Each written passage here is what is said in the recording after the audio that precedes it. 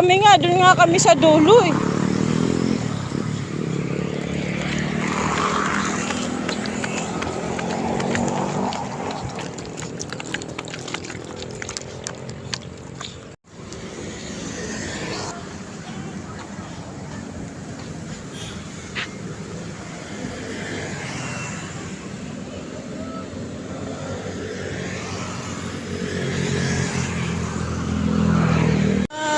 Tanaw dito sa may dito sarap pag-jogging, mahaba po ito, ilang kilometro. Yan, pumping station na po yan dyan. Yan, pumping station na yan. From tulay ng C6, tapos yan hanggang dito, lagpas pa yan doon sa gilid. Tagig na po ito, pakalayo. Ay nako, pahinga naman din kami. Ay, ang ganda rin ang tanawin. Pwede na dito mag-relax.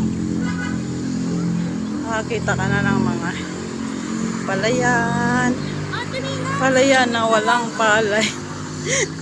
Ganon. Palayan na walang palay. Sosyal. Tapos pwede ka pang makatanaw ng kasi si Utik eh. Yan, dagat. Manila Bay. Yan o. Yan, Manila Bay yan dyan. Tapos ito na yung palayan na walang palay. Sosyal. Tapos may pumping station na. Yan, dyan kami galing. Doon sa dulo pa. Doon kami sa tulay. Tapos dito tagig na ito. Yan o. Pumunta kayo dito. Double purpose jogging. Tapos pag-relax din kayo. Makikita nyo rin ng palayan. Mapunong kahoy, may halamanan din onti. Ito lang yung palayan na walang palay. Ay, dito to sa may pumping station. Nabot na kami dito. Ganun ang tanawin. Ayun, makita mo ang lawak ng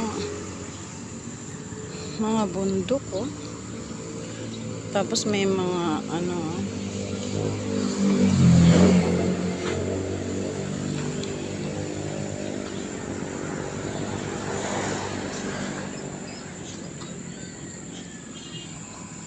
tapos doon sa dulo nandoon yung mga dagat. Yun, Manila Bay yata ito.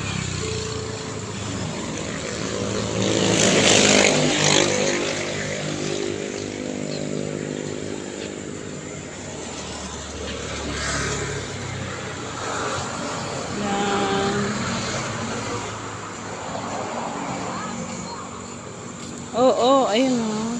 Manila Bay. Kaya lang, kinuha ko lang ano. Ito nga, init na. Gutom na ako. Excited na siya.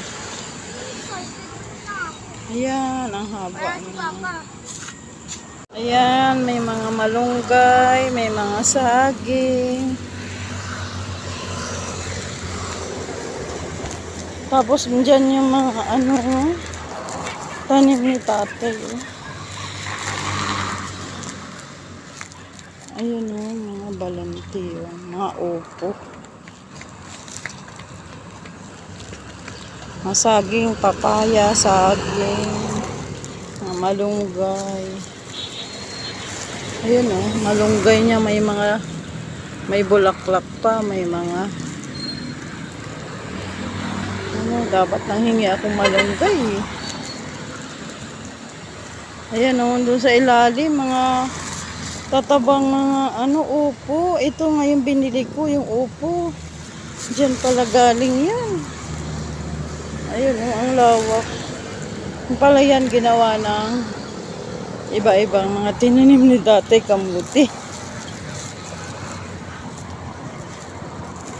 Ayan, may mga sitaw. Ang lawak ng ano nito. Ay, grabing lawak nito. Kaya pag nakapunta ka dito, ang ganda. Ganda.